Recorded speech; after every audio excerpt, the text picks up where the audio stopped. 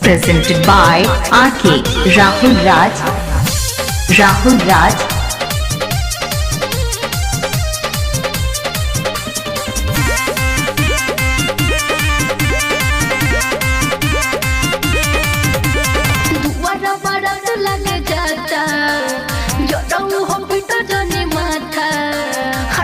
समझे की कोशिश करो दुबारा बरत लग जाता हो बिटो जनी माथा होके दो तो यार में हदी हाथा के धोबे दो ना होके दो तो यार में हदी हाथा के धोबे दो ना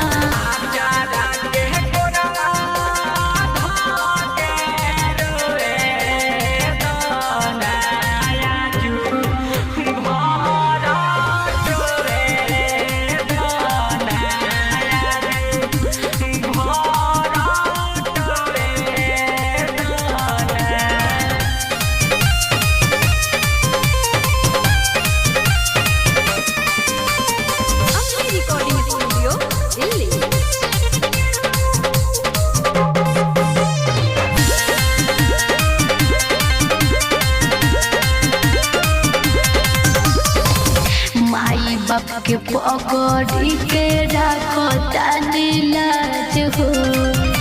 बाबे मजबूरी कुछ ना कर सकिले आज हो तू हमारा से ज्यादा अपना पियावा में पोईबू आज भर बाड़ू करे जा भोर टोली में जईबू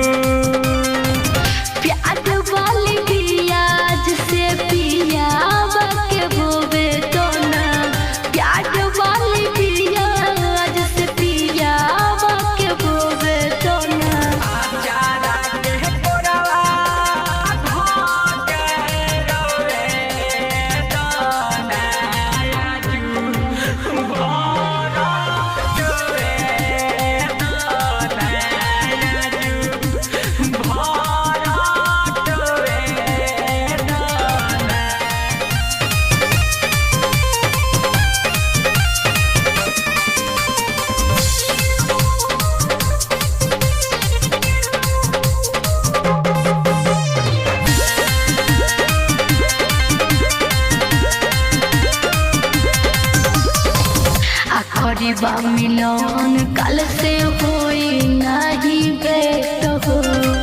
रखले बार फोटो जौन कदी हडिलेट हो कि तोहार फोटो देखी रानी हम जिंदगी अपन दिल गम बर्दाश्त ना होई तो हम शराब जाके पीले